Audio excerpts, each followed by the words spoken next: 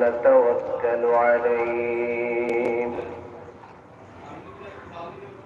ونعوذ بالله من شرور أنفسنا ومن سيئات أعمالنا من يهده الله فلا مضل له ومن يضلله فلا هادي له ونشهد أن لا إله إلا الله وحده لا شريك له ونشهد أن سيدنا وسندنا وحبيبنا ومولانا محمدا عبده ورسوله الذي أرسله بالحق بشيرا ونذيرا وداعيا إلى الله بإذنه وسراجا منيرا أما بعد فقد قال الله تبارك وتعالى في كلامه المجيد وفرقانه الحميد إن الله وملائكته يصلون على النبي يا أيها الذين آمنوا صلوا عليه وسلموا تسليما اللهم صل على محمد وعلى آل محمد كما صليت على إبراهيم وعلى آل إبراهيم إنك حميد مجيد اللهم بارك على محمد وعلى آل محمد كما باركت على إبراهيم وعلى آل إبراهيم إنك حميد مجيد সম্মানিত মুসল্লিয়ান কেরাম, মহান আল্লাহ তাআলার দরবারে শুকর আদায় করছি যে মহান আল্লাহ তাআলা আমাদেরকে পবিত্র জুমার নামাজ আদায়ের জন্য আল্লাহ তাআলার ঘর মসজিদের মধ্যে আসার এবং বসার তৌফিক দান করেছেন। এজন্য সকলে দিল থেকে শুকর আদায় করি, বলি আলহামদুলিল্লাহ। বর্তমানে আরবি মাস হচ্ছে রজব মাস, তারপর হচ্ছে শাবান, তারপরে হচ্ছে রমজান। রজব মাসে, পবিত্র রজব মাসে একটি ঐতিহাসিক ঘটনা সংঘটিত হয়েছিল। ইসলামের পরিভাষায় যে ঘটনাকে বলা হয় মেয়ারাজ। এই রজব মাসের 26 তারিখ দিবাগত রাত্রে কোন বর্ণনায় এসেছে নবী করিম সাল্লাল্লাহু আলাইহি সাল্লাম যখন নবুয়ত প্রাপ্ত হন, নবুয়তের 3 বছর পর, অর্থাৎ নবী আলাইহিস সালামের বয়স যখন 43 বছর ছিল, সহিহ মতে এই ঘটনাটা সংঘটিত। আরেকটি মত হচ্ছে নবুয়তের 5ম বছর, অর্থাৎ নবী আলাইহিস সালামের বয়স যখন 45 বছর। তবে অধিকাংশ ঐতিহাসিকদের মতে এই ঘটনা সংঘটিত হয়েছিল নবুয়তের 10ম বছর, অর্থাৎ নবী আলাইহিস সালামের বয়স যখন 50 বছর ছিল তখন। হযরত নবী করিম সাল্লাল্লাহু আলাইহি সাল্লামকে আল্লাহ তাআলা সব নবীদেরকে এমন সব মুজিজা দিয়েছেন যেগুলো সেই সময়ের জন্য প্রযোজ্য ছিল, সেই সময়ের জন্য দরকার ছিল। যেমন মুসা আলাইহিস সালামকে আল্লাহ তাআলা মুজিজা হিসেবে দিয়েছিলেন একটি লাঠি। এই লাঠিটা মাটিতে ছেড়ে দিলে বিশাল বড় একটি আজগর সাপে রূপান্তরিত হয়ে যেত। তৎকালীন সময় জাদুবিদ্যার প্রচলনটা খুব বেশি ছিল, এজন্য আল্লাহ তাআলা মুসা আলাইহিস সালামকে এমন মুজিজা দিয়েছেন যে মুজিজাটা তাদের সেই সময়ের জন্য যেটা বেশি প্রচলিত সেটার সাথে মানানসই হয়। এমনি ভাবে হযরত ঈসা আলাইহিস সালাম উনি উনাকে যে মর্যাদাগুলো দেওয়া হয়েছিল, উনি মৃত মানুষকে জিন্দা করতে পারতেন। কুষ্ঠ রোগীকে উনি হাত বুলাইলে ওরা ভালো হয়ে যেত। তারপর একটা পাখি আকৃতি বানিয়ে ওইটাকে তিনি এই আল্লাহর হুকুমে জিন্দা হয়ে যাও এটা বললেই ওইটা জীবন্ত পাখি হয়ে যেত। অর্থাৎ এই সমস্ত মর্যাদা দিয়েছিলেন ঈসা আলাইহিস সালামের সেই সময়টাতে। লোকেরা এই ডাক্তারি পেশায়, ডাক্তারি বিদ্যায় খুব বেশি পারদর্শী ছিল। তারপর জন্মন্ত রোগীকে তিনি ভালো করে দিতে পারতেন। এই সমস্ত মর্যাদাগুলো সায়েন্সের সাথে খুব মিলে।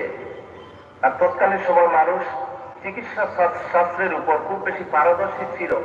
এজন্য আল্লাহ তাআলা ওনাকে এই মর্যাদাগুলো দিয়েছেন। আমাদের নবী সাল্লাল্লাহু আলাইহি সাল্লামকে আল্লাহ তাআলা পবিত্র কোরআন দিয়েছেন, এটা হচ্ছে সবথেকে বড় মর্যাদা।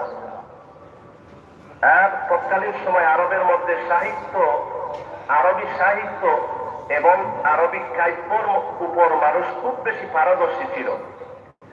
তো এই কোরআনের মধ্যে আল্লাহ তাআলা এমন সব ভঙ্গিতে কোরআনুল কারীম নাযিল করেছেন যেটা সাহিত্যের সবথেকে সুউচ্চ শিখরে আরোহণ করে কোরআনুল কারীম। কাব্য শাস্ত্রের সবথেকে সুউচ্চ শিখরে আরোহণ করে এই কোরআনুল কারীম। তারপর এর পরবর্তী নেক্সট জেনারেশন ওরা জ্ঞান বিজ্ঞান চর্চায় লিপ্ত হবে, এটা আল্লাহ তাআলা খুব ভালো করে জানতেন। এজন্য নবী করিম সাল্লাল্লাহু আলাইহি সাল্লামের মেরাজের ঘটনাটা হচ্ছে একটা সায়েন্স ভিত্তিক ঘটনা। আমরা ইমানদার যারা নির্দ্বিধায় মেনে নেই, কিন্তু যারা আকলমন, যারা বিজ্ঞানী, এরা সায়েন্স মতো খুঁজে এটার মধ্যে কি কি মেরাজের কিভাবে সংগঠিত হলো, তাতে কি সায়েন্স রয়েছে, সেটা পরে নিয়ে আলোচনা করব। আল্লাহ রাব্বুল আলামিন বলেন, সুবহানাল্লাযী আসরা বিআবদিহি লাইলাম মিনাল মাসজিদিল হারামি ইলাল মাসজিদিল আকসা الذي باركنا حوله لنريه من آياتنا إنه هو السميع البصير। মহিমান্বিত আল্লাহ তাআলা যিনি তার বান্দাকে এক রাতের কিছু অংশে মসজিদে হারাম থেকে মসজিদে আকসা পর্যন্ত নিয়ে গেলেন, আর তার চতুর্দিকে তিনি বরকতপূর্ণ করে দিলেন। উদ্দেশ্য ছিল তিনি যেন তার বান্দাকে এই সমস্ত নিদর্শন দেখাতে পারেন। অবশ্যই তিনি সবকিছু শুনেন এবং সবকিছু দেখেন।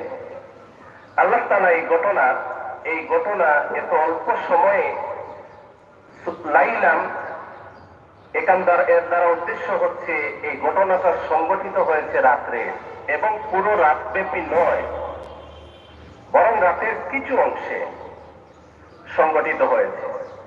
মানুষ প্রশ্ন করতে পারে এই বিশাল ঘটনা এত অল্প সময়ে কিভাবে সংগঠিত হলো। এজন্য আল্লাহ তাআলা শুরুতেই বলেছেন সুবহান, অর্থাৎ তিনি সবকিছু করতে পারেন। সমস্ত দুর্বলতা এবং অক্ষমতা থেকে মুক্ত সেই মহান আল্লাহ তাআলা। এজন্য আল্লাহ শুরুতেই সুবহান শব্দ ব্যবহার করেছেন। হযরত নবী করিম সাল্লাল্লাহু আলাইহি ওয়াসাল্লাম এশার নামাজের পর বায়তুল্লাহর হাতিমের মধ্যে শুয়েছিলেন। এমন সময় হযরত জিবরাইল আলাইহিস সালাম তাশরীফ আনলেন, আর এসে নবী করিম সাল্লাল্লাহু আলাইহি সাল্লামকে ঘুম থেকে তুললেন। তিনি সেখানে আরাম ফরমাচ্ছিলেন এশার নামাজের পর। তো এর আগে হযরত নবী করিম সাল্লাল্লাহু আলাইহি ওয়াসাল্লামকে উনি যখন নবুয়ত প্রাপ্ত হলেন তখন আল্লাহ তাআলা ঘোষণা করলেন, ওয়া আনজির আশীরাতাকাল আকরাবিন, হে নবী আপনি আপনার নিকটাত্মীয়দের কাছে ইসলামের দাওয়াত দেন। তিনি তখন সবাইকে একত্রিত করলেন, ইসলামের দাওয়াত দিলেন, কিন্তু ওরা অস্বীকার করল। তারপর নবী করিম সাল্লাল্লাহু আলাইহি সাল্লামকে অনেক কষ্ট নির্যাতন দিতে শুরু করলো। তখন আল্লাহ তাআলা ইসলামের দাওয়াত, আল্লাহ তাআলা বললেন, যে আপনি প্রকাশ্যে ইসলামের দাওয়াত দিন এবং কাফিরদের কোনো পরোয়া করবে না। তখন নবী আলাইহিস সালাম ইসলামের দাওয়াত প্রকাশ্য দিতে শুরু করলেন। নবী আলাইহিস সালাম এর উপর যত কাফিরদের পক্ষ থেকে বাধা বিপত্তি আসছিল, নবী আলাইহিস সালামের আপন চাচা আবু তালিব তিনি ইসলাম কবুল করেন নাই, তারপরও নবী আলাইহিস সালামের জন্য সবকিছু তিনি উজাড় করে লৌহ প্রাচীরের মতো নবী আলাইহিস সালামের সম্মুখে তিনি এসে দাঁড়াতেন সব সময়। হঠাৎ করে আবু তালিব দুনিয়া থেকে বিদায় হলেন। আল্লাহ রাসূলের আর সাহায্যকারী দুনিয়াতে কেউ থাকলো না, তিনি একা হয়ে গেলেন। এই বৎসরই হযরত আবু তালিবের 2 মাসের মৃত্যুর 2 মাসের পর নবী আলাইহিস সালামের সব থেকে কাছের সহধর্মিনী খাদিজাতুল কুবরা তিনিও দুনিয়া থেকে বিদায় গ্রহণ করলেন। নবী আলাইহিস সালামের চাচা আবু তালিব মারা যাওয়ার পর তিনি খুব ভেঙে পড়লেন। আর সব থেকে ওনার বিবি, যিনি সব থেকে বেশি সহযোগিতা করেছেন, ওনাকে সান্ত্বনা দিয়েছেন, সবসময় সাহস জুগিয়েছেন, উনিও যখন দুনিয়া থেকে বিদায় গ্রহণ করলেন, নবী আলাইহিস সালাম একেবারে একা হয়ে গেলেন। মক্কাতে তিনি আর কোনো শেভ করতে পারতেছিলেন না, কোনো মক্কার লোকদের ব্যাপারে তিনি যখন আর কোনো আশার আলো দেখলেন না, তখন তিনি মনে করলেন তায়েফ, সেখানে নবী আলাইহিস সালামের শৈশব কাটে দিয়েছে। হালিমাতুস সাদিয়া রাদিয়াল্লাহু আনহার কাছে তিনি লালিত পালিত হচ্ছিলেন। সেখানে নবী আলাইহিস সালামের অনেক বাল্য বন্ধুরা ছিল। চিন্তা করলেন সেখানে আমার অনেক বাল্য বন্ধুরা আছে, পরিচিত জনেরা আছে, তো ইসলামের দাওয়াত তাদের কাছে নিয়ে যাই, হয়তো ওরা কবুল করতে পারে। কিন্তু না, তারাও কবুল করলো না, বরং পাথর মেরে রক্তে রঞ্জিত করে দিল নবী আলাইহিস সালামকে। এদিকে চাচার ইন্তেকাল, প্রিয় সহধর্মিনী খাদিজার ইন্তেকাল, তায়েফের লোকদের এই অত্যাচার, সব মিলিয়ে নবী আলাইহিস সালাম যখন মানসিক দিক থেকে খুবই কষ্ট পেলেন, ঠিক সেই বৎসরই সেই সময়ই আল্লাহ তাআলা জিবরাইল আলাইহিস সালামকে পাঠালেন। আমার বন্ধু একা হয়ে গেছেন, উনি খুব দুশ্চিন্তাগ্রস্ত হয়ে গেছেন, ওনার মানসিক শান্তির প্রয়োজন, যাও আমার বন্ধুকে আমার কাছে নিয়ে আস। হযরত জিবরাইল আলাইহিস সালাম আসলেন, নবী আলাইহিস সালামকে ঘুম থেকে তুললেন, জমজম কূপের কাছে নিয়ে গেলেন। হযরত নবী করিম সাল্লাল্লাহু আলাইহি ওয়াসাল্লামকে শুয়ে দিলেন। তারপর বুক থেকে নিয়ে সমস্ত বুকটা ছিঁড়ে নবী আলাইহিস সালামের পলকটা বাহির করে আনলেন, সিনাটাকে বাইপাস অপারেশন করলেন জমজমের পানি দিয়ে। তারপর কফটাকে দ্রৌত করে আবার সেলাই করে দিলেন, যাতে করে আল্লাহ তাআলার জ্ঞান, বিজ্ঞান এবং হিকমত তিনি তার কলবের মধ্যে ধারণ করতে পারেন। হযরত জিবরাইল আলাইহিস সালাম নবী আলাইহিস সালামকে নেওয়ার জন্য বাহন হিসেবে বুরাক নিয়ে আসলেন, জান্নাতি পোশাক নিয়ে আসলেন। কলটা দ্রৌত করার জন্য জান্নাত থেকে পানি নিয়ে আসেন নাই, কলটা দ্রৌত করেছেন জমজমের পানি দিয়ে। তাতেই বোঝা যায় জমজমের পানিটা কত মুবারক পানি। তারপর নবী করিম সাল্লাল্লাহু আলাইহি সাল্লাম 2 রাকাত নামাজ আদায় করলেন। নামাজ আদায় করার পর বিশ্বনবী মুহাম্মদুর রাসূলুল্লাহ সাল্লাল্লাহু আলাইহি ওয়াসাল্লাম বুরাকের মধ্যে আরোহণ করলেন। ডান পাশে জিবরাইল, বাম পাশে মিকাইল, ওনারা সফর শুরু করলেন। পথিমধ্যে একটা খেজুর এলাকা দেখতে পেলেন। নবী আলাইহিস সালামকে হযরত জিবরাইল আলাইহিস সালাম বলেন, ইয়া রাসূলুল্লাহ, এটা হচ্ছে ইয়াসরিব, আপনি এই জায়গার মধ্যে 2 রাকাত নামাজ আদায় করুন, অদূর ভবিষ্যতে আপনি এই জায়গার মধ্যে হিজরত করে তাশরিফ আনবেন। তারপর সম্মুখে রাস্তায় পড়লো তুর পর্বত। হযরত জিবরাইল আলাইহিস সালাম বলেন, এটা হচ্ছে তুর পর্বত, যেখানে মুসা আলাইহিস সালাম আল্লাহর সাথে কথা বলেছিলেন। তারপর এই বিভিন্ন এলাকার নবী আলাইহিস সালাম পরিচয় দিচ্ছিলেন। তারপর ওনারা জেরুজালেমের বাইতুল মাকদিস গিয়ে পৌঁছলেন। সেখানে জিবরাইল আলাইহিস সালাম আযান দিলেন। আযান দেওয়ার পর আকাশ থেকে ফেরেশতাগণ আসতে শুরু করলেন। এমনকি 1,24,000 নবী এবং রাসূল সব এসে উপস্থিত হলেন। নবী করিম সাল্লাল্লাহু আলাইহি ওয়াসাল্লাম তাদের সবার ইমামতিতে নামাজ আদায় করলেন, সবার ইমাম হয়ে তিনি নামাজ পড়ালেন। এই পর্যন্ত যে সফর এটাকে বলে ইসরা।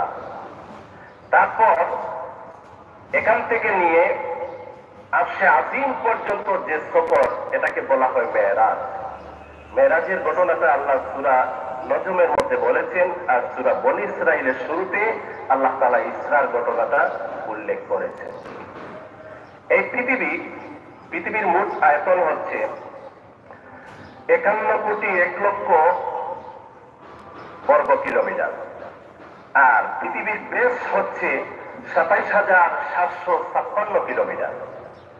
কোন মানুষ যদি পায়ে হেঁটে সমস্ত পৃথিবীটা প্রদক্ষিণ করতে চায় আর প্রতিদিন সে 1000 কিলোমিটার যদি অতিক্রম করে, তাহলে তার সময় লাগবে এই 12 দিন।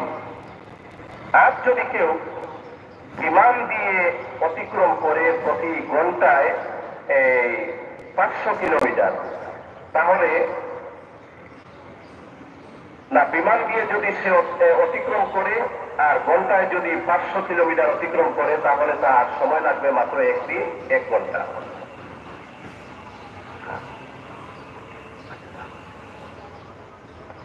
আর কেউ যদি 1969 ইংরেজিতে নীল আর্মস্ট্রং এবং উনার সাথীরা যে রকেট নিয়ে চাঁদে গিয়েছিলেন, অ্যাপোলো 11, যেটার গতি ছিল প্রতি সেকেন্ডে 12 কিলোমিটার, অ্যাপোলো 11 দিয়ে যদি কেউ সমস্ত পৃথিবীটা প্রদক্ষিণ করে, তাহলে তার সময় লাগবে মাত্র 17 মিনিট। এই পর্যন্ত পৃথিবীতে আবিষ্কৃত সব থেকে দ্রুত গতি সম্পন্ন যে জিনিস, সেটি হচ্ছে আলো। আলোর গতি হচ্ছে প্রতি সেকেন্ডে 1,86,000 মাইল।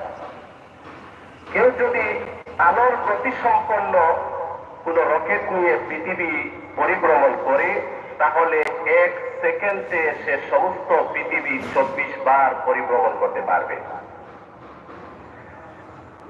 আর মহাবিশ্ব বিজ্ঞানীরা মহাবিশ্বের শেষ সীমানা পর্যন্ত আবিষ্কার করেছেন।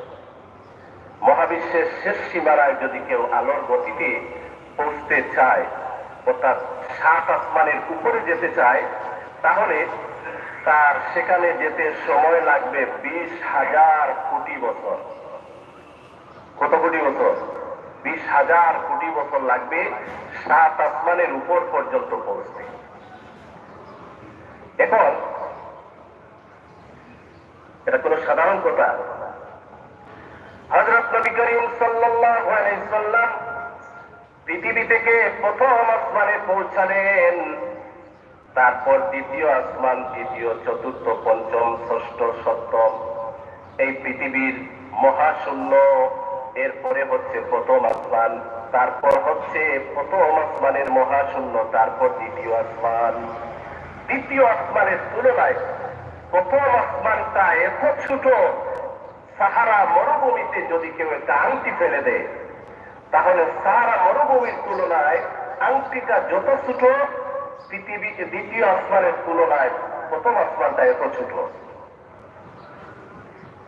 এইভাবে দ্বিতীয় আসমান থেকে তৃতীয় আসমান বড়, তৃতীয় থেকে চতুর্থ, চতুর্থ থেকে পঞ্চম, পঞ্চম থেকে ষষ্ঠ, ষষ্ঠ থেকে সপ্তম, সপ্তম আসমান থেকে লৌহে মাহফুজ বড়, লৌহে মাহফুজ থেকে বায়তুল মামুর বড়, বায়তুল মামুর থেকে আরশ বড়, আরশ থেকে কুরসি বড়, আর সবকিছু থেকে আমার আল্লাহর 70,000 নূরের ফেরেশতার নূরের পর্দার প্রথম পর্দাটা বড়।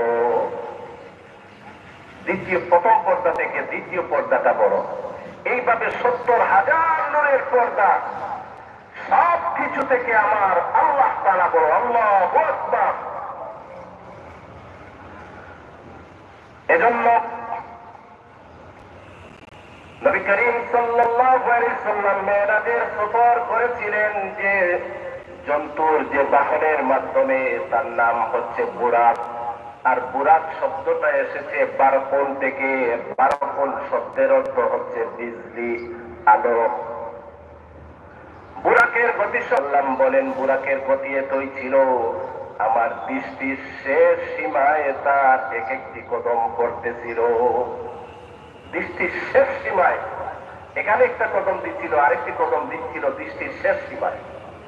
এখন দৃষ্টি মানুষ চোখ দিয়ে কতটুকু দেখতে পারে? আমাদের যে গ্যালাক্সি সেটা হচ্ছে, আমাদের গ্যালাক্সি থেকে সব থেকে কাছের গ্যালাক্সি হচ্ছে অ্যান্ড্রোমেডা। অ্যান্ড্রোমেডা থেকে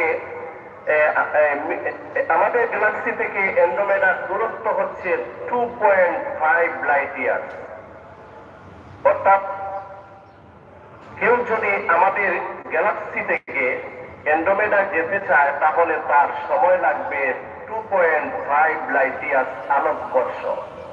এখন চিন্তা করুন, আমরা এতটুকু, অর্থাৎ বিজ্ঞানীরা বলতেছেন একজন মানুষ খালি চোখে অ্যান্ড্রোমেডা পর্যন্ত দেখতে পারে। আর নবী করিম সাল্লাল্লাহু আলাইহি সাল্লামের দৃষ্টি শক্তি তো আরো বেশি ছিল। তার মানে হচ্ছে বুরাক যে বাহন ছিল এটার গতি ছিল আলোর গতির চাইতেও বেশি। এখন আসুন, এই সফরটা এত কম সময়ে কিভাবে সংগঠিত হলো? যারা এই ঘটনাকে অস্বীকার করে, যে সমস্ত সায়েন্টিস্ট, তারা কয়েকটি প্রশ্ন উত্থাপন করেছে। প্রথম নম্বর প্রশ্ন হচ্ছে, কোন মানুষ মহাশূন্যের যে আলো, তারপর এখানকার যে আলো, তারপর আর্দ্রতা, গরম, শীত, সেগুলো উপেক্ষা করে একজন মানুষ যাওয়া সম্ভব নয়। কিন্তু বর্তমান সময়ে আমরা দেখতে পারি বিভিন্ন ধরনের পোশাক রয়েছে, যেমন ওয়াটার প্রুফ পোশাক রয়েছে যেটার মধ্যে ওয়াটার ঢুকতে পারে না, ফায়ার প্রুফ পোশাক রয়েছে যেটা আগুনের মধ্যে সেটা কোনো মানুষের কোনো ক্ষতি করতে পারে না। এইভাবে আর হাদিস শরীফ দ্বারা, হাদিসের দ্বারা ভাষ্য মতে আমরা জানতে পারি হযরত জিবরাইল আলাইহিস সালাম নবী করিম সাল্লাল্লাহু আলাইহি সাল্লামের জন্য জান্নাত থেকে পোশাক এনেছিলেন। তার মানে যে পোশাকটা নবী আলাইহিস সালাম পরেছিলেন সেটা শীত গরম সবগুলো অপেক্ষা করার মতো এবং ওনাকে সেফটি দেওয়ার মতো সেই ক্ষমতা সেই পোশাকের মধ্যে ছিল। আরেকটি প্রশ্ন, যারা মেরাজের ঘটনাকে অস্বীকার করে তাদের আরেকটি প্রশ্ন হচ্ছে, সেখানে অক্সিজেন নেই, কারণ বায়ুমণ্ডল অতিক্রম করা অক্সিজেন সিলিন্ডার ছাড়া সম্ভব নয়। অথচ হযরত মুহাম্মদ সাল্লাল্লাহু আলাইহি সাল্লাম কোনো অক্সিজেন সিলিন্ডার ব্যবহার করেননি। এর জবাব হচ্ছে, আমরা একটা ঘটনা জানি, হযরত ইউনূস আলাইহিস সালাম মাছের পেটের মধ্যে 40 দিন ছিলেন। সেখানে ওনার সাথে কোনো অক্সিজেন সিলিন্ডার ছিল না। এক মাতৃগর্ভের মধ্যে সন্তান বিনা অক্সিজেনের মধ্যেই বড় হয়, বেঁচে থাকে। আবার যদি এটা কেউ ব্যাখ্যা করেন যে মায়ের অক্সিজেনের সাথে বাচ্চার অক্সিজেনকে খাবার দেওয়া হয়, তাহলে প্রশ্ন করব, ডিমের মধ্যে বাচ্চা যখন ফুটার আগের দিন ডিমের ভিতরে বাচ্চার নড়াচড়া দেখা যায়, বোঝা যায়, শব্দ শোনা যায়, এটা কিভাবে সম্ভব হয়? সেখানে তো কোনো অক্সিজেনের ব্যবস্থা থাকে না। তো যে আল্লাহ মায়ের পেটের মধ্যে অক্সিজেন ছাড়া বাচ্চা লালন পালন করতে পারেন, ডিমের মধ্যে বাচ্চা লালন পালন করতে পারেন, সেই আল্লাহ বিনা অক্সিজেনে মুহাম্মদ সাল্লাল্লাহু আলাইহি সাল্লামকে মহাশূন্য পাড়ি দিয়ে 7 আসমান পাড়ি দিয়ে আরশে আজিম পর্যন্ত নিয়ে পৌঁছিয়েছেন। সুবহানাল্লাহ। আইনস্টাইন একটা থিওরি আবিষ্কার করেছেন। এই থিওরির নাম দিয়েছেন টাইম ট্রাভেল। তার মানে হচ্ছে আলোর গতি হচ্ছে প্রতি সেকেন্ডে 1,83,000 মাইল। এই গতিতে যদি কেউ ভ্রমণ করে তাহলে সময়টা স্বাভাবিক থাকবে, অর্থাৎ সময়টা স্থির থাকবে। আর যদি কেউ আলোর গতির চাইতে দ্রুত গতি সম্পন্ন গতিতে কেউ যদি পরিভ্রমণ করতে পারে তাহলে সে বর্তমানকে ফেলে ভবিষ্যতে পৌঁছে যাবে। এই থিওরির নাম হচ্ছে টাইম ট্রাভেল। অর্থাৎ নবী করিম সাল্লাল্লাহু আলাইহি ওয়াসাল্লাম যে বাহনে আরোহণ করেছিলেন এটা হচ্ছে বুরাক, যেটা এসেছে বারকুল থেকে, বারকুল। আর বুরাকের মধ্যে বারা আলিফ কাফ একটা শব্দ বেশি রয়েছে। এই একটা শব্দ বেশি হওয়াতেই বোঝা যায় নবী করিম সাল্লাল্লাহু আলাইহি ওয়াসাল্লাম যে বাহনের মধ্যে আরোহণ করেছিলেন, ভ্রমণ করেছিলেন, সেটা আলোর গতির চাইতেও হাজার হাজার গুণে বেশি দ্রুত গতি সম্পন্ন ছিল। তাহলে আইনস্টাইনের এই থিওরি মোতাবেক যে যদি কেউ আলোর গতি থেকে দ্রুত গতিতে পরিভ্রমণ করতে পারে তাহলে সে ফিউচারে চলে যাবে। অর্থাৎ নবী আলাইহিস সালাম আলোর গতি থেকেও আরো হাজার হাজার গতিতে সফর করেছিলেন, যার কারণে উনি বর্তমান সময়কে অতিক্রম করে উনি ফিউচারে চলে গিয়েছিলেন।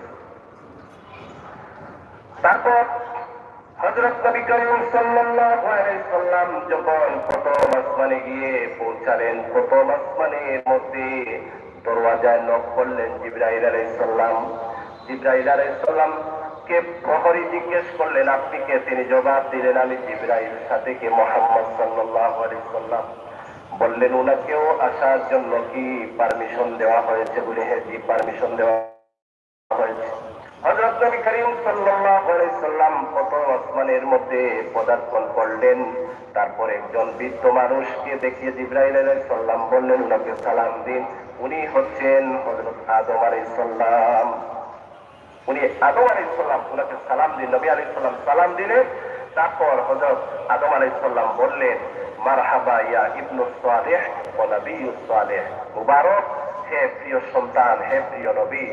হযরত নবী করিম সাল্লাল্লাহু আলাইহি সাল্লাম বলেন আমি লক্ষ্য করে দেখলাম হযরত আদম আলাইহিস সালামের ডান দিকে কতগুলো আকৃতি, বাম দিকে কতগুলো আকৃতি। উনি যখন ডান দিকে তাকান তখন মুচকি হাসেন, বাম দিকে যখন তাকান তখন উনি খুব বেশি কাঁদেন। আমি হযরত জিবরাইল আলাইহিস সালামকে জিজ্ঞেস করলাম এর কারণ কি? হযরত জিবরাইল আলাইহিস সালাম জবাব দিলেন এর কারণ হচ্ছে আদম আলাইহিস সালামের ডান দিকের যে আকৃতি এগুলো হচ্ছে উনার সন্তানদের মধ্যে থেকে ওই সমস্ত সন্তানেরা যারা জান্নাতি হবে, তখন জান্নাতি সন্তানদের দিকে তিনি যখন তাকান তখন তিনি হাসেন, আনন্দে হাসেন। আর বাম দিকে যে আকৃতিগুলো সেগুলো হচ্ছে হযরত এই উনার আওলাদদের মধ্যে থেকে যারা জাহান্নামী হবে, তাদেরকে যখন তিনি দেখেন তখন তিনি মনের কষ্টে তিনি কাঁদেন। তারপর হযরত নবী করিম সাল্লাল্লাহু আলাইহি ওয়াসাল্লাম দ্বিতীয় আসমানে গিয়ে পৌঁছালেন। তারপর দ্বিতীয়, চতুর্থ, পঞ্চম, ষষ্ঠ আকাশে সাক্ষাৎ হলো মূসা কালিমুল্লাহর সঙ্গে। তারপর তিনি সপ্তম আকাশে গিয়ে পৌঁছালেন। সপ্তম আকাশে গিয়ে পৌঁছানোর পর সেখানে সাক্ষাৎ হলো হযরত ইব্রাহিম আলাইহিস সালাতু ওয়াস সালামের সাথে। হযরত ইব্রাহিম আলাইহিস সালামের সাথে অনেকগুলো ছোট ছোট বাচ্চারা রয়েছে যাদেরকে তিনি দ্বীন শিখাচ্ছেন। আল্লাহ তাআলার একত্ববাদ, তাওহীদ, আল্লাহ পাকের হামদ, সানা ওদেরকে শিক্ষা দিচ্ছেন। হযরত জিবরাইল আলাইহিস সালামকে জিজ্ঞেস করলেন ওই সমস্ত বাচ্চারা কারা? তখন হযরত জিবরাইল আলাইহিস সালাম বলেন এরা হচ্ছে ওই সমস্ত মানব সন্তান যারা ছোট্ট অবস্থাতে ইন্তেকাল করে। আল্লাহ তাআলা এদেরকে ইব্রাহিম আলাইহিস সালামের কাছে পৌঁছিয়ে দেন এবং ইব্রাহিম আলাইহিস সালাম তাদেরকে হাম সানা, আল্লাহ তাআলার হাম সানা শিক্ষা দিয়ে থাকেন। এজন্য যে সমস্ত বাচ্চারা ছোট্ট অবস্থায় মারা যায়, ছোট্ট অবস্থায় যদি কারো বেবি মারা যায় তাহলে হাদিস শরীফে নবী আলাইহিস সালাম সবর করার কথা বলেছেন। ওই সমস্ত বাচ্চারা কাল কিয়ামতের দিন তাদের বাবা মার জন্য সুপারিশ করবে। আর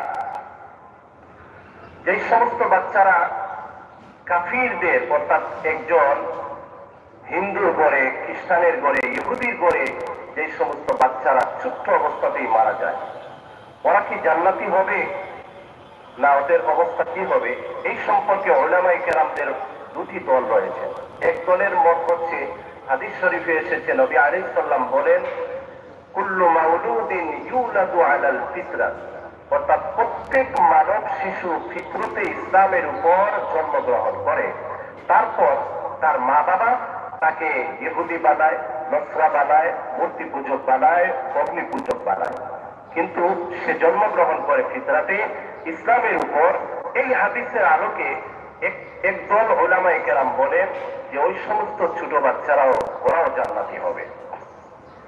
আর আরেকদল উলামায়ে কেরাম বলেন না, ওরা জান্নাতি হবে না, বরং জান্নাত এবং জাহান্নামের মধ্যবর্তী একটা জায়গা আছে, এটাকে বলা হয় আরাফ। সেই জায়গার মধ্যে ওরা থাকবে।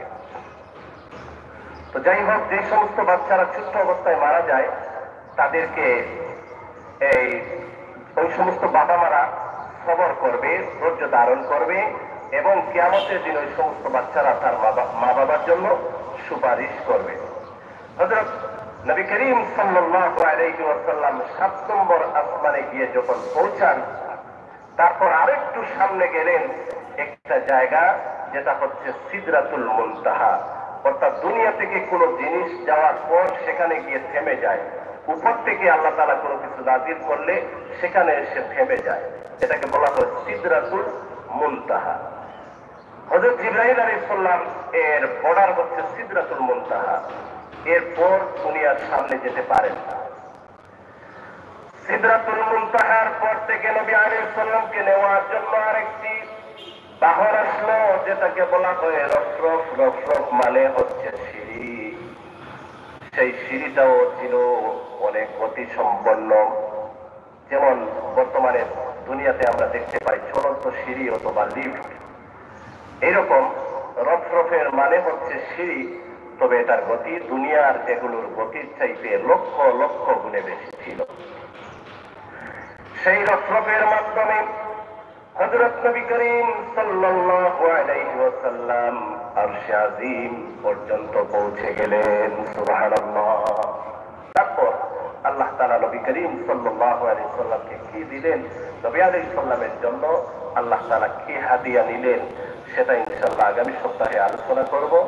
আর নবী করিম সাল্লাল্লাহু আলাইহি ওয়াসাল্লামের এই সফরটা খুবই অল্প সময়ের মধ্যে সংগঠিত হয়েছিল।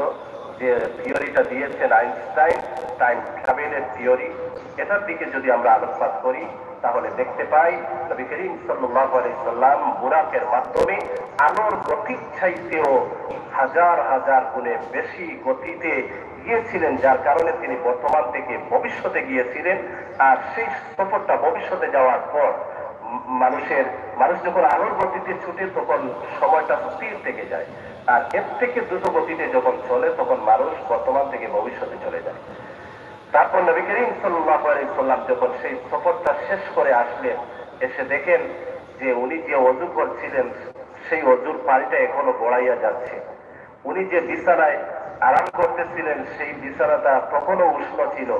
মানে এই ঘটনাটা কিছু সময়ের ভিতরে সংগঠিত হয়েছিল। সুবহানাল্লাহ। আমার আল্লাহ সব পারেন। উনি যখন বলেন ইন্নামা আমরুহু ইযা আরাদা শাইআন আন ইয়াকুলা লাহু কুন ফায়াকুন, আল্লাহ যখন কিছু করতে চান তখন বলেন কুন, তাতে হয়ে যায়। কয়েকটা কথা আজকে বলবো। একটা হচ্ছে বাচ্চারা, নবী আলাইহিস সালাম বলেন বাচ্চাদের বয়স 7 বছর করে তাদেরকে নামাজের কথা বলো, 10 বছর বয়সে নামাজ না পড়লে তাদেরকে শাসন করো, আর ওই সময় বাচ্চাদের বিছানা আলাদা করে দাও। বড় হয়ে গেলে বাচ্চারা বাবা মার সাথে থাকবে না, ওদের বিছানা আলাদা থাকবে। আর এর আগ থেকেই অভ্যাস করতে পারেন, ছোট বাচ্চাদেরকে অভ্যাস করতে পারেন। মসজিদে যখন বাচ্চারা আসবে ওরা কোথায় দাঁড়াবে? হযরত নবী করিম সাল্লাল্লাহু আলাইহি ওয়াসাল্লাম বলেন মান লাম ইয়ারহাম সগীরানা ওয়া লাম ইউকির কাবীরানা ফালাইসা মিন্না, যে বড়দের সম্মান করে না, ছোটদের স্নেহ করে না, সে আমার উম্মতের অন্তর্ভুক্ত নয়। এই হিসেবে বড়দেরকে সম্মান করতে হবে। যারা বয়স্ক আছেন, মুরব্বী আছেন, ওনারা আগে থাকবেন, এটা হচ্ছে সুন্নত। আর ছোট বাচ্চারা পিছনে থাকবে। আর এমন যদি হয় আপনার এত ছোট বাচ্চাদের নিয়ে আসার দরকার নেই, যারা এই তার যদি প্রয়োজন হয়, প্রাকৃতিক প্রয়োজন হয় আর সেটা বলতে পারে না, প্রস্রাব করে দেওয়ার চান্স থাকে, এমন বাচ্চাদের নিয়ে আসার দরকার নেই। যাদের বয়স হয়েছে, যারা এই সমস্ত পাক পবিত্রতা সম্পর্কে মোটামুটি ধারণা রাখে, নামাজ সম্পর্কে মোটামুটি ধারণা রাখে, এমন বাচ্চাদের নিয়ে আসতে পারবেন। আর যদি এমন হয় বাচ্চা ভয় পাবে অথবা বাচ্চা হারিয়ে যাওয়ার সম্ভাবনা থাকে, তাহলে বাবা তার সাথে নিয়ে বাচ্চাকে এই কাতারের একটা পাশে দাঁড়াতে পারবে, এতে জামাতের কোনো অসুবিধা হবে না। তবে বড়রা সামনে থাকবে, প্রথম কাতারে বয়স্ক এবং উলামায়ে কেরাম, সম্মানিত যে সমস্ত ব্যক্তিরা আছেন উলামায়ে কেরাম, সম্মানিত বলতে এই দুনিয়ার সম্মানিত না, আল্লাহ যাকে সম্মানের দান করেছেন উলামায়ে কেরাম, মুরব্বী, উনারা থাকবেন আগে। এই ব্যাপারটা আমরা লক্ষ্য রাখবো। আর বাচ্চাদেরকে ধমক দিবেন না, তাদেরকে তাড়িয়ে দিবেন না। বাচ্চা তো বাচ্চাই, বাচ্চাদের মতো সে দুষ্টুমি করবে। তবে যদি কয়েকজন বাচ্চা হয় তাহলে ওদেরকে এক জায়গায় না রেখে ওদেরকে বিক্ষিপ্ত ভাবে দিলে একজন আরেকজনের সাথে আর দুষ্টুমি করার কোনো চান্স থাকবে না। বাচ্চাদেরকে নামাজের প্রতি উদ্বুদ্ধ করবেন। আগে তো মক্তবের পড়া ছিল ছোটবেলায়, এখন তো মক্তব্য নেই। আগেকার সময় মানুষ ছোট বাচ্চাদেরকে নিয়ে মসজিদে আসতো, এখন বাবারাই আসেন আর বাচ্চারা কিভাবে আসবে। এজন্য অন্তত যারা অফিস আদালতে জব করেন, যে সমস্ত ছুটির দিন আছে অন্তত শুক্রবার শনিবার বাচ্চাদেরকে মসজিদে নিয়ে আসবেন। এখন থেকে অভ্যাস করে তুলবেন, ওরাও যাতে নামাজি হয়, আপনারাও যাতে নামাজি হন, নামাজ পড়বেন। ওরা যদি দেখে আমার বাবা নামাজ পড়তেছেন, মসজিদে যাচ্ছেন, তাকে যদি আপনিও নিয়ে আসেন, ও যদি বড় হওয়ার পর এক সময় লাইন আউট হয়ে যায়, একটা সময় তার ভিতরে থিম আসে যে আমি তো যখন ছোট ছিলাম বাবা আমাকে হাতে ধরে ধরে মসজিদে নিয়ে যেত, আর এখন যে আমি নামাজ পড়তেছি না, এটা তো ভুল করতেছি। আপনি এই নিয়ে আসার কারণে সে বড় হওয়ার পর ওই কথাটা যখন তার মনে পড়বে সে আবার ফিরে আসবে। এজন্য বাচ্চাদেরকে এই অভ্যাসটা গড়ে তুলবে। আর দ্বিতীয় যে কথা, প্রায় সবসময় বলা হয় নামাজের মধ্যে মোবাইল ফোন বন্ধ করার জন্য, কিন্তু অনেকের প্রায় নামাজের মধ্যে মোবাইল বেজে উঠে। এই নামাজের মধ্যে সব থেকে গুরুত্বপূর্ণ যে জিনিস সেটি হচ্ছে খুশুর সাথে নামাজ পড়া, একাগ্রচিত্তের সাথে নামাজ পড়া। নামাজের মধ্যে যখন ফোন বেজে উঠে তখন আপনার ফোনের কারণে পুরা জামাতের নামাজের 12টা বাজিয়ে দিলেন, আপনি সবার নামাজের ব্যাঘাত সৃষ্টি করালেন, যার কারণে আপনি কত বড় পাপী হচ্ছেন এটা কল্পনাও করতে পারবেন না। এজন্য খুব ভালো করে মনোযোগ সহকারে মসজিদে আসার আগে, ঢোকার সাথে সাথে অথবা আগে মোবাইল ফোনটা মেহেরবানি করে বন্ধ করবেন। আর যদি কখনো ভুলে যান নামাজের মধ্যে ফোন বেজে উঠে, তাহলে এক হাতের দ্বারা নামাজরত অবস্থায় এক হাতের দ্বারা মোবাইলের দিকে না তাকিয়ে, মোবাইলের দিকে তাকানো যাবে না, দুই হাতও ব্যবহার করা যাবে না, এক হাতের দ্বারা মোবাইলটা বন্ধ করে দিবেন। আপনি ফোন ব্যবহার করেন, আপনি হাত দিলেই বুঝতে পারবেন কোনটা ইয়েস বাটন, কোনটা নো বাটন, আর কোনটাতে বন্ধ করতে হবে। অবশ্যই এটা আপনার জানা থাকবে। এক হাতের দ্বারা আপনি মোবাইলটা বন্ধ করে দিবেন সাথে সাথে, যাতে এই কারণে নামাজের মধ্যে বাড়তি একটা কাজ করলেন। আগে যদি বন্ধ করতেন, এই যে মোবাইল তো বন্ধ করলেন, নিজেও বাঁচতেন, অন্যদেরকেও বাঁচালেন, কিন্তু এর দ্বারা আপনার নামাজের তো যে মনোযোগ সেটা তো আর থাকলো না। এজন্য সব থেকে উত্তম মসজিদে ঢোকার আগে মোবাইল ফোনটা বন্ধ করে নেওয়া। যদিও সাইলেন্ট মোডে থাকে, তার সাথে অনলি সাইলেন্ট যদি হয় তাহলে ঠিক আছে, যদি এর সাথে প্রাইভেটও লাগানো থাকে তাহলেও অনেক শব্দ হয়, যেটা অন্তত আপনার আশপাশের লোকজনও শুনে, যেটার কারণে আপনারও নামাজের বিঘ্নতা সৃষ্টি হতে পারে, আশপাশের লোকদেরও নামাজের বিঘ্নতা সৃষ্টি হতে পারে। তৃতীয় যে কথা, এটা হচ্ছে মসজিদ হচ্ছে শুধুমাত্র, হাদিস শরীফে নবী আলাইহিস সালাম বলেন, মসজিদ হচ্ছে নামাজ, তেলাওয়াত, জিকির, তাসবিহ, তাহলিলের স্থান। মসজিদ কি? নামাজ, জিকির, তেলাওয়াত, তাসবিহ, তাহলিল ইত্যাদি স্থান। এর বাহিরে কোনো কাজ মসজিদে করা যাবে না।